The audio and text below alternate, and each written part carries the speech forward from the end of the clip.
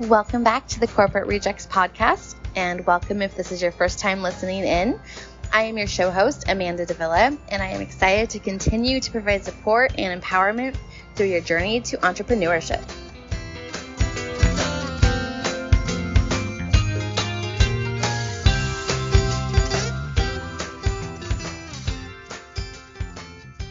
Welcome to another episode of the Corporate Rejects podcast. I'm your host, Amanda Davila, and I am here with the beautiful Brittany Corona, and I'm so excited for you guys to meet her because I think she is just super inspirational, and I think she's really funny, and I can't wait for you to meet her. So, Brittany, hello. Hi, Amanda. How are you? I am great. Just trying to talk over my very loud child in the background. As I told you before, he's full of sugar, so everyone might get a little dose of Brecken today in the background. And I know that you have animals on your end, so can you share a little bit about what you've got going on over there? Sure. Yep. I'm in the Olympia, Washington area here in a very rural, small town, very unknown.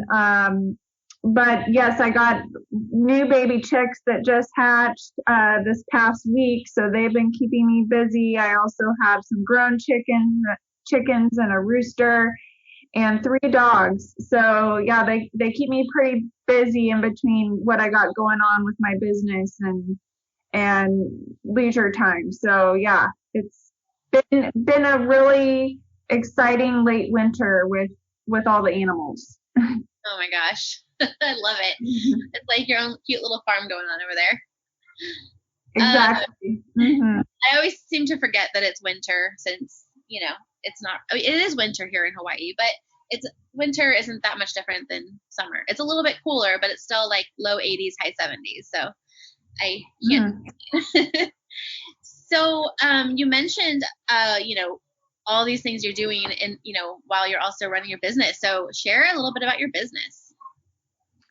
Yes, so I am a resilient strategy coach, and within that, I help small business owners not only with being resilient and have a resilient strategy in their business, but help them make wise decisions about how to invest in themselves, find work-life balance, and how to protect themselves against any challenges that may come their way so that they can navigate new opportunities with ease and confidence. And so with my business, I have coaching and consulting, mainly focus on working with women entrepreneurs who are either about to make some changes in their business plan or strategy and want to navigate new territory, or are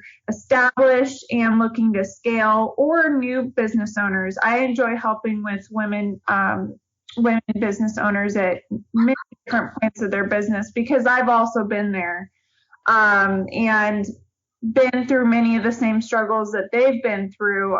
This is my I've had a failed business in the past, and during COVID, I started my coaching consulting business after getting my coaching credentials for executive and life coaching. And I was like, you know what, there's a big opportunity here. I had just gotten laid off from my job, and I was getting my credentials at the same time. And I was like, this is a sign that it's a good, excellent opportunity to start helping women start their businesses and pivot during COVID, where many of them had not had a business online and needed to change their whole business model. And so I've been really busy helping over 50 women in the past year with pivoting and launching and scaling their businesses, and it's just been super exciting to support them. Many of them, even first responders in the medical field, starting their own private practice and just helping them support others and through their business has been really great. I've absolutely loved the work this past year. Wow. Oh my gosh. I feel like there's like so many golden nuggets in all of what you just said. So like, where do I even start? Okay. So first off, we have a lot of listeners here that are people who identify as corporate rejects because they decided to leave behind the corporate life, like whether it was they had to because of COVID or they were just ready to do something different, take back freedom to be with their families and, work on things they're actually passionate about. So we have a lot of people like that, but we also have so many moms who are in a place where they're like, I have to figure out a way to make money from home because of my kids being home now.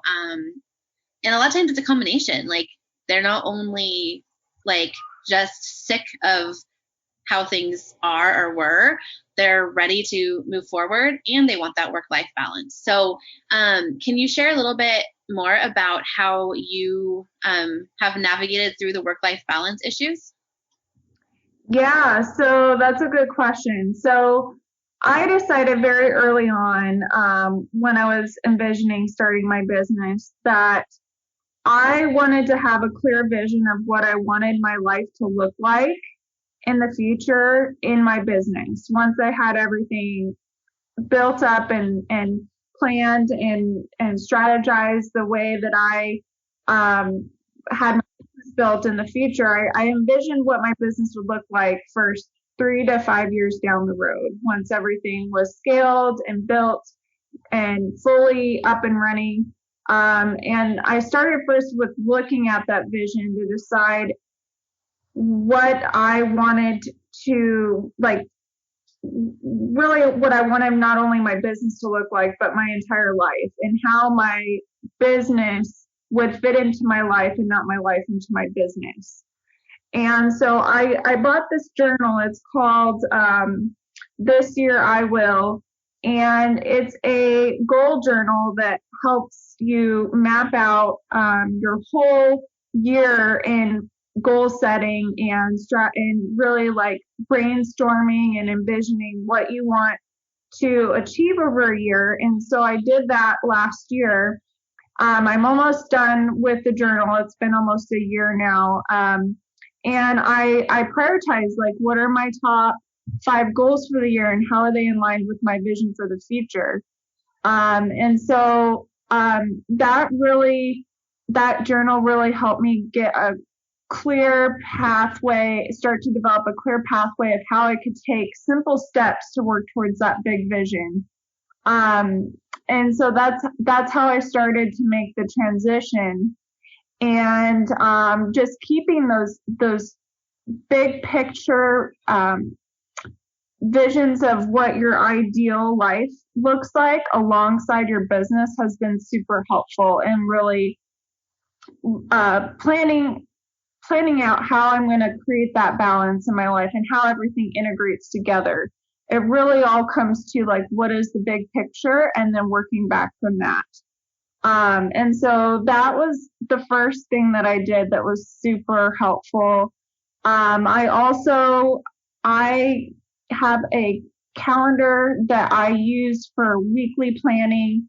And I plan out my entire week at least 1 week ahead of time, very detailed, like by the hour. And I make sure that there isn't only business activities scheduled in there, but also self-care time, leisure time, social time, time for volunteering, time for my pets. I make sure there's enough space for everything, as well as enough time for me to sleep and eat, of course. And so really mapping that out to be in alignment with your goals, your overall goals for the year and your big picture vision is really what's been the most helpful, is just having the right mindset to know, like, you're in the thick of things right now, but if you know what you want your future to look like, you can focus on that and work towards that and take small steps every day to really work towards that vision. And so that's what I've been doing. And then just making sure that I have a business plan, obviously with the vision, have an aligned strategy to support achieving the vision, and then having a weekly and daily breakdown of like what activities I'm doing to really live in alignment with that vision. Wow, that is so insightful. I feel like I have new goals now, like to get my own life in order. And I love that how you schedule everything out by the hour a week in advance. So you really know what your time is going to look like and how you can fit it all in. I think for so many of us, whether we're moms or not, like there's so much noise. There's so many things expected of us. There's so many things externally and internally that we're trying to accomplish. So how much time would you say you spend planning for that coming week? I spend about an hour planning every Sunday. So usually I'll do it on a Sunday in the evening, and then I'll do the plan for the following Monday through Sunday of the next week. And I'll also like occasionally I'll use a highlighter and I'll color code important things that I want to make sure that I'm tracking for that week, as well as writing it down. So color coding with highlighters also helps. I also, with that weekly plan, I also list my top 5 priorities for the week at the very top. I also will put like inspirational quotes or doodles or jokes or something that I want to like focus on for the week. And then I'll also at the bottom put like things that I want to remember for the following week. So not necessarily planning out 2 weeks ahead, but like having important notes of things that are coming up the next week after that. And I'll make sure to have that in my mind as well. But getting things down on paper, like I'm a paper person. I know I also put this in electronic format. But I like to do a brain dump first and write it all out so that it's going from my mind to paper, so that my mind doesn't get cluttered with everything going on. So first doing a brain dump by doing pen to paper and writing it out has been super helpful. And so that 1 hour that you spend on your weekly schedule is actually, it's a good investment, because then your mind isn't like scattered and racing from thing to thing trying to remember what you're supposed to be doing, or constantly looking at your phone calendar, your email calendar, try to figure out what's going on, because you know that you can always, like, it's all on one sheet of paper, you can always look at it if you need to. So it's been super helpful for me, and it only takes about an hour, and it's totally worth it to me. Absolutely. I talk to so many women every day who say, well, I want to do this, but I don't have time, right? We all tend to use that excuse, I don't have time. But then when there's something that's really important to us, we make the time, whether that's, binge watching something on Netflix, or, going out to do something, or reading, whether it's something productive or non-productive. If it's important to us, we make it happen. And I still battle with this myself. There's certain weeks that I'm super on it, and I do the same thing where I am super organized, on Sunday, and my whole week is like set and I'm good. And there's weeks that I'm a complete mess and I don't. And I notice a difference when that happens.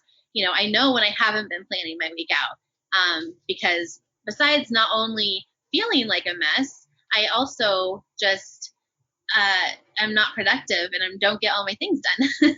So I think that's something really important for everyone to remember and to consider, when you're thinking of starting something new or trying to get your life organized, your business organized, is, making that bit of time a priority. So an hour on a Sunday, or whenever, everyone's lives are different, whenever that time works for you at the beginning of the week, and taking that hour to brain dump and plan everything out is so valuable and will create more time. So we all have 168 hours in a week.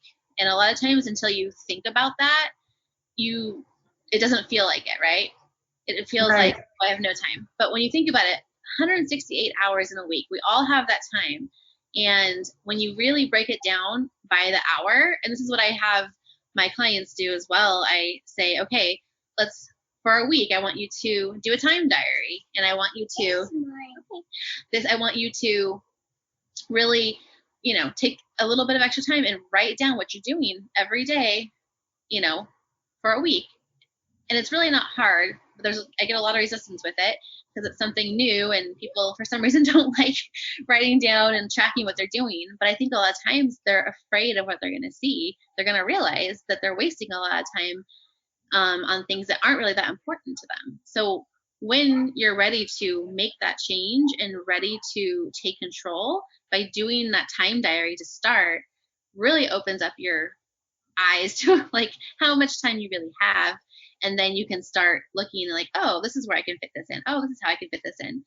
Okay, maybe my priority is to build a business so I don't have to work a regular job anymore. Well, then maybe I'm going to cut out all that TV time for a while and focus on, personal and professional development. So I think that's absolutely brilliant. And I think another really good reason that successful people hire coaches is to help with all of those little steps. So like, it's easy for most people to be like, oh, these are my big goals and dreams, but then we don't know how to actually make it happen, right? Like you said, working backwards. So like, this is the goal, and then working backwards, to figure out the smaller steps to make it happen. So I think it's so valuable to have a coach by your side to help you through those, because when you are in it, when it's your life, when it's your business, if you're the visionary in your business, or you're just starting a business and there's all the things, it can be really hard to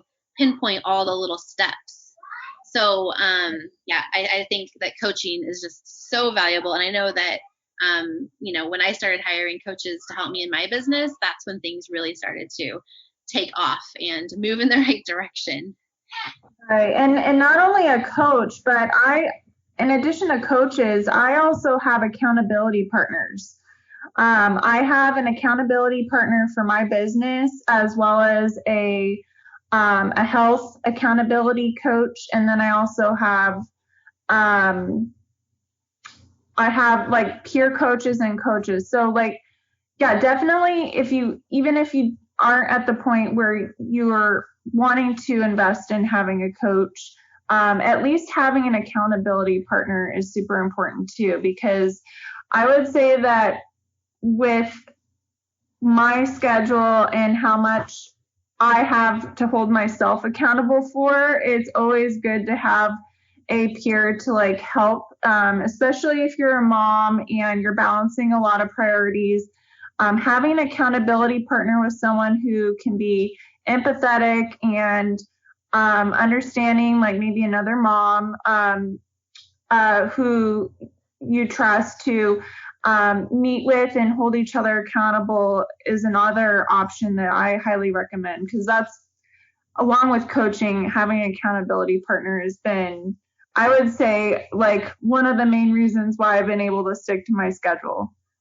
Absolutely. I know when I very first entered the online business world, and I was, starting my virtual assistant business, that was one of the things that really tipped the scale for me. Was I found which is the same thing, but I called my business best friend, like my BBF. And that's exactly what we did for each other. We were both in the same kind of industry, and we really held each other accountable. And we were both, moms with young, babies, and we were able to connect on so many levels. And it really just helped having someone that understands, because, if you are starting a business and you don't have other people around you who are doing it or have done it, people don't get it. Like my regular friends, like they don't understand the things I go through as a business owner. And so it's really nice to have that person that you can talk to and connect with who actually gets entrepreneurship.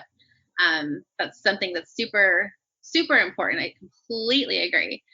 I wanted to ask you, Brittany, you had mentioned back when, when COVID hit and stuff and you got laid off from your job, what did you do before? Before I worked in workforce development and training and HR. So I was working with Fortune 500 companies, government agencies, and small businesses to help them with their training and development and recruitment of veteran workers that were leaving the military and military spouses.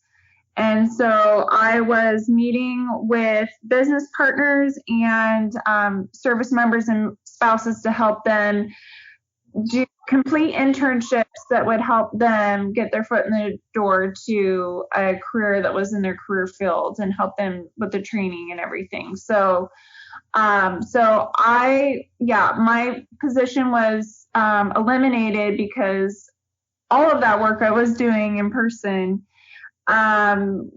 pretty much. And so from that, I realized what I took from that is that I love helping people through transitions. I love supporting businesses and helping people in transition to help them be resilient and get back up off their feet. And that's what I did was I picked myself up and I got straight to work on my business and started helping people right away because I realized that not everybody can adjust to changes and may feel stuck or confused or lost. And I realized with my experience that I was able to know how to help people get back up off their feet after they had been through hard times during COVID. And it was like I found I was able to find the silver lining and out of a bad situation to help people start new businesses or even follow their dreams and transition and find happiness and developing a new possibility for themselves because of COVID. And so it was so inspirational to be able to do this work. And after that point, after I was laid off, I was like, never again do I want to work for another company because I love working for myself so much. And I love the freedom to be able to serve people the way that I feel like they could be best served and be able to fully utilize my talents and skills to help people. And so I've been self-employed ever since and been able to support lots of women and just feel super grateful to have the opportunity to be able to do that during COVID.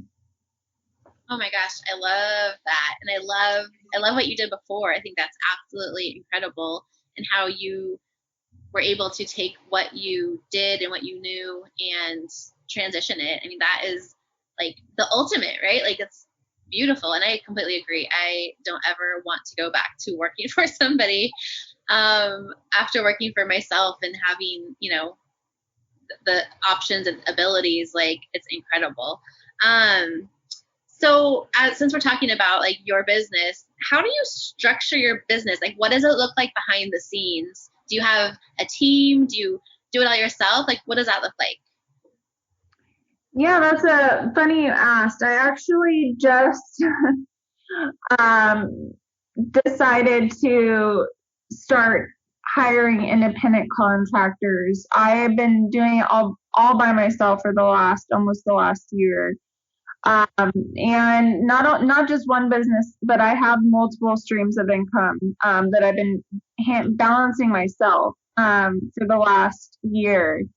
And I have enjoyed it. And although I've enjoyed it, I realized that if I want to have enough space for other things that I love outside of my business, it's good to, when you have the resources to be able to delegate some things, then definitely do it. And so I'm about to hire a tech savvy VA that can help me with some things that take up time that I rather spend on other things. Also, am planning to have an intern for a short period of time to help me with social media management. May decide to keep them long term. We'll see. And Other than that, everything I do on my own. I do contract some legal services for my business, so I have some legal support. And yeah, everything else I do on my own. But then again, I have background in entrepreneurship, both professionally and with my education. So I kind of knew kind of what I would be, a lot of the challenges and things I would be facing. So I felt comfortable taking those things on for the last year. But definitely have some opportunities to grow and expand my business. So in order to explore that, I definitely plan to delegate here pretty soon. Awesome. So speaking of your previous education, tell me about that. Oh my gosh, do you have like 10 minutes? Yep. So I have a master's degree in leadership and entrepreneurship. I also have a bachelor's degree in HR management and business administration. And I'm also licensed to offer employee benefits and insurance in the state of Washington. So that is a new part of my business I'm expanding to serve small businesses with their insurance and HR benefits. I also offer legal services. That's not that's through another third party though. But I'm not a lawyer, but I do have access to provide those services. And I also provide health and wellness support to female entrepreneurs and help them balance their health and wellness with their business. And so I'm also a certified group fitness instructor and have multiple certifications to be able to help women with their fitness and wellness. And I'm also a ICF coach. I have a executive coach certification and a life coaching certification. And I'm in the process of getting my associate coach credential through the International Coaching Federation right now, as well as a yoga certification through Yoga Alliance I'm working on to complete this year. So yeah, during COVID, I was able to get a lot of these things done.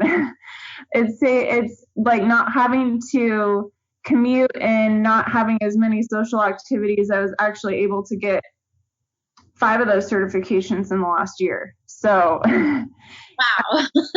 Being able to balance the schedule has been able to help me be super productive. That is incredible. One thing that really shocked me when I became an entrepreneur was how important the physical part is, like your physical well-being. So when you mentioned that, I was like, yes, like that's something I had to start taking seriously, was movement, especially being an online business owner where you're sitting behind your computer so much working, right? As you're building, until you can start growing a team to do more of it for you. Like, it so much sitting behind the computer. And I really had to finally start taking my physical health seriously. So last year, I think it was like summer. So like when everything was shut down for COVID, I started working with a trainer one-on-one over Zoom. And that really, really changed things in my life, like personal and in my business, which is like shocking. It was shocking to me. And I feel like it's probably shocking to a lot of other people too. Like learning yoga and a lot of energy practices really just absolutely changed my whole mindset, my life, my business. So it's really a beautiful thing when I like think back to my reasons for starting my own, online thing a few years ago to where it's brought me in my life. I never in a million years would have had any idea all of the different things I would have been opened up to and how my life would change so incredibly because of all these different practices and people I meet and things I'm introduced to. It's incredible. Oh my gosh. I love it.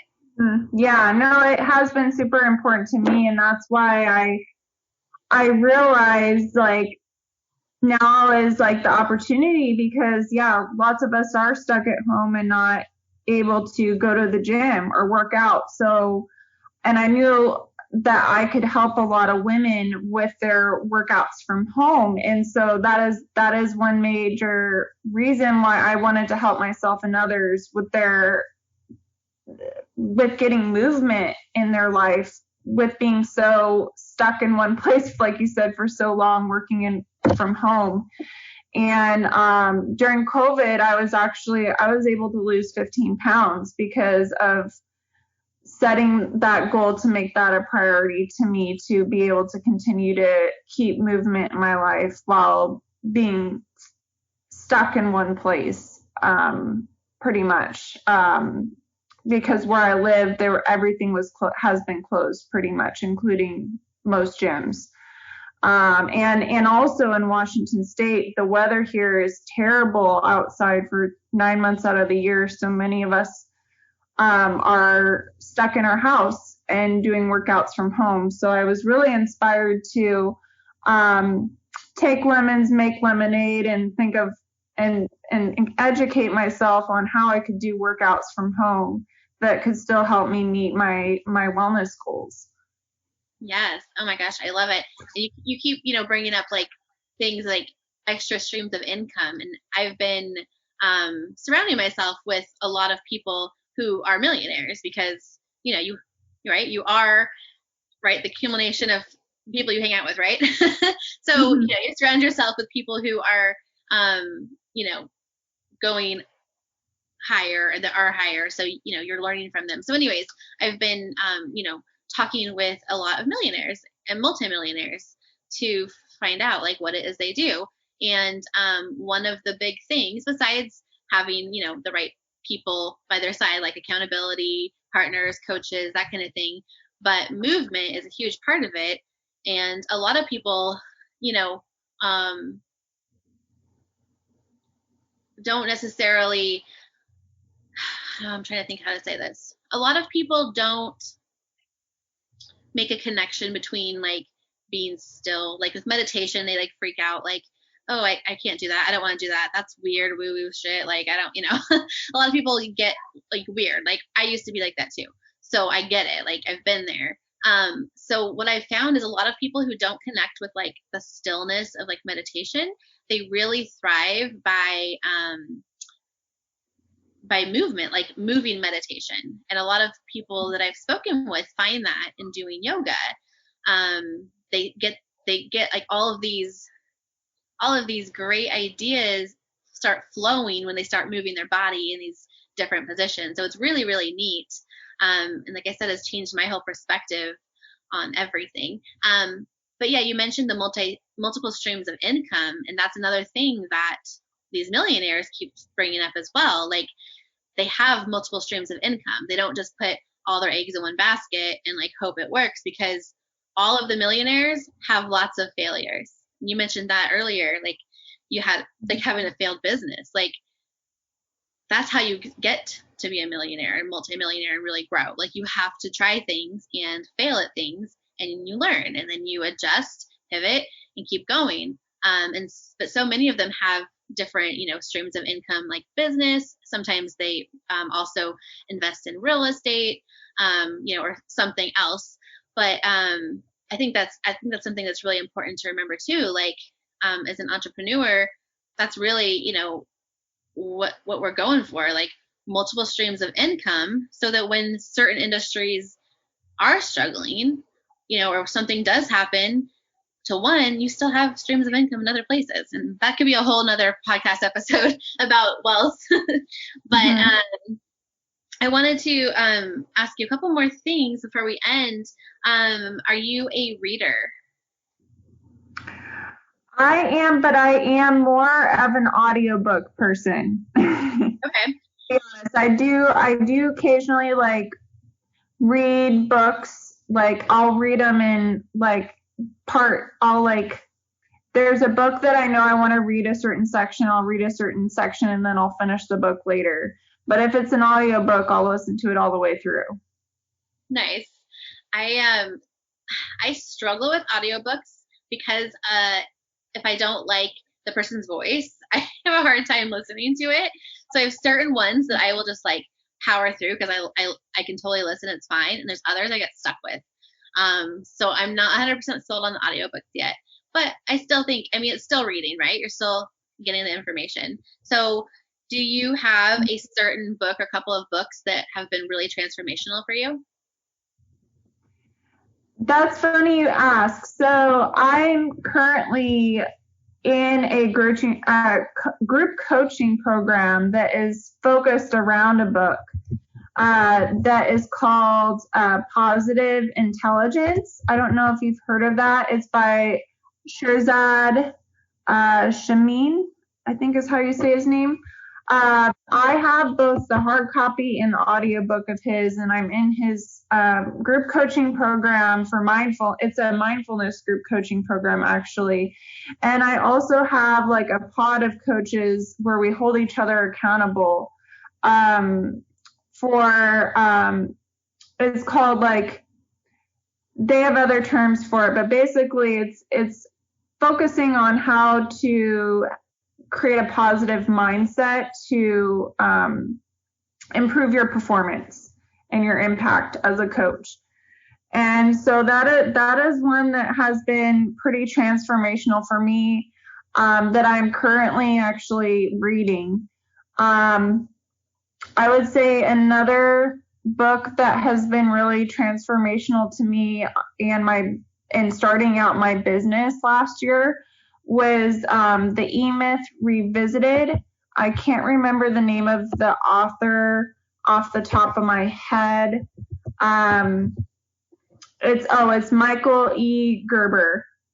And I have the hard copy and I've listened to the audiobook of that book when I was first starting out my business so that I could make sure that I was working on my business and not in my business, if that makes sense. So that you can learn how to separate yourself from your business early on instead of overwhelming yourself with working in your business and being consumed by it. So that book was super helpful with that. I also recommend, like, if you need help getting clarity on what your strengths are, as an entrepreneur, I also have read, I think it's called Strengths Finder. And I've done like the Gallup survey, to help find out what are my top 5 strengths. And let me see if I can find the name. Sorry, I'm typing. By Tom Rath. Strengths Finder 2.0 by Tom Rath is the name of the book. And that really helped me get clarity along with doing the survey on how I can lead more with my strengths instead of being bogged down by areas of opportunity, so that I could focus on what I do best instead of what I struggle with. I love that. Those are awesome. I haven't heard of any of those, so I got those written down. And I think that's a really good example, how you explain that, to show just how important it is to have that mindset when you're starting a business. And also why it's important to start outsourcing when you can for other people to do those tasks, right? Those things that you don't need to be doing and shouldn't be doing. So before we end today, I wanted to ask you, we talked about a lot of big moves you made in this last year and a lot of new things you started doing, certifications you got. Do you have any big goals or changes in mind for 2021?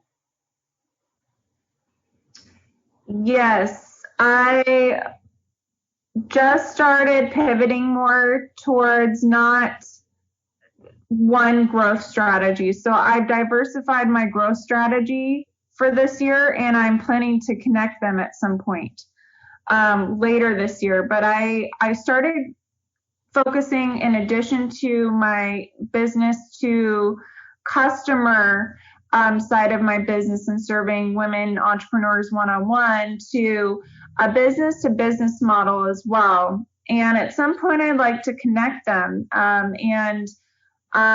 long-term vision is that I have an entire system that connects them all together in the next 3 to 5 years. But I plan to focus more on my business to business services in addition to my B2C business this year.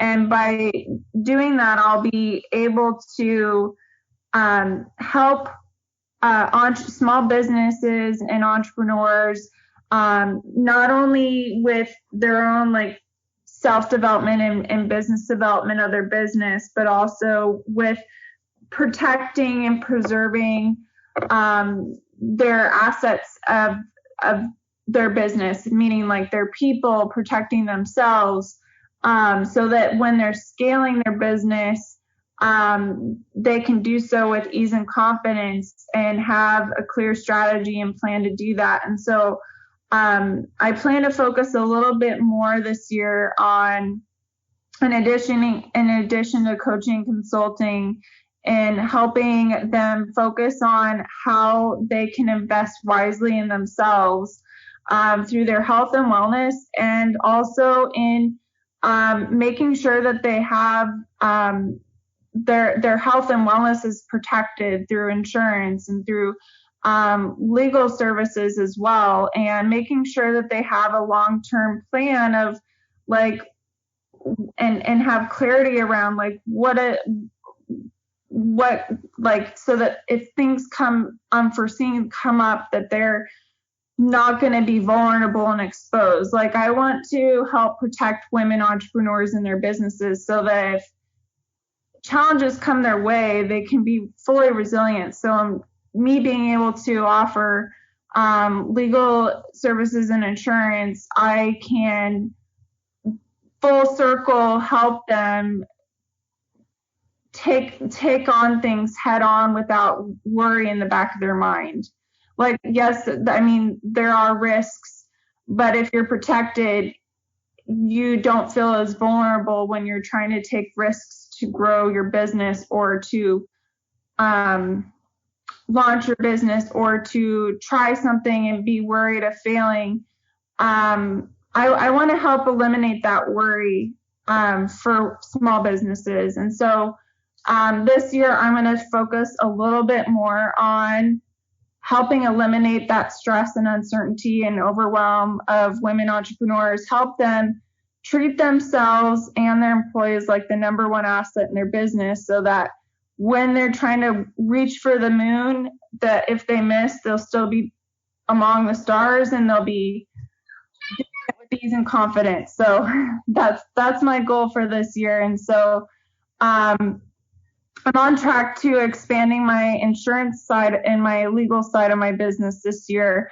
And with those streams of income being pretty lucrative, it really helps diversify my streams of income. So I'm excited to see how my business can grow that way, and while also it being mutually beneficial to my target clients. So that's what I'm excited about for this year. And in addition to that, I'm also planning a retreat for next year. Obviously not this year, but next year. So that's on my radar as well. Oh yes, hopefully to Hawaii. That's what I'm planning. That's the winner so far. Is I did a poll in my Facebook group, and Hawaii by a long shot is winning. So that'll most likely be where I do a women entrepreneur retreat next year. So I'm excited about that. Yeah, I can't wait to hear more about that. So yeah, I feel like everyone needs a Brittany in their life. Everyone needs, like, so I have, people in my network, people that I train to be VAs, freelancers. And then I have my CEO mastermind, where I support and coach women as they grow from doing it all themselves to moving into that CEO role. So a lot of the things that you just brought up are things that I talk to them about every day. Like literally yesterday in my VA group, we were talking about different legal things and, business insurance, protecting ourselves, different situations. So we'll have to talk about a collaboration on a training for that. But I see so much of a benefit. So I know that my listeners are going to absolutely connect with you and your story and your offerings and your passions and where you're going. So where can they find you in the online world? Great question. So your listeners, they can find me in the Wealthy Women Entrepreneurs community. And I'd be happy to provide you the link if you'd like. And also I'm on Linktree, linktree.com//Brittany Corona. And so that's where you can find me on all social media platforms. I'm also on Instagram, LinkedIn, and Facebook. So those are the main platforms I'm on, and I would love for your listeners, if they wanted to join my group, there's lots of free training in there, workshops, lots of networking and free events going on. So I'd love for them to join if they're looking for a group for purpose-driven entrepreneur women to connect and collaborate and grow and learn from one another. It's a super engaged and fun group. I love it. Yes, I am in your group and I find it very valuable. So I will make sure to put your links in the show notes so everyone can find you. And I just want to thank you. This has been absolutely amazing. And I've learned so much about you. And like I said, I know that my listeners are going to connect with your story. And you shared so many amazing tips and action items. So anyways, thank you so much. Thank you as well, Amanda. Thanks so much for having me here. It's been a pleasure chatting with you. You as well. I'll talk to you soon. Thank you. Bye. Thank you so much for listening in. I am trying to reach as many moms as I can to help support and empower them in their journey. So if you enjoyed this episode, I would love it if you would leave a 5-star review on my Apple podcast page. I know as busy women, entrepreneurs, and moms, our time is extremely limited and valuable. So to sweeten the deal, I am buying the next 10 5-star reviewers their next beverage at Starbucks. Instructions are in the show notes, and I am so grateful for you. I love supporting moms, and I love moms supporting moms. See you next time.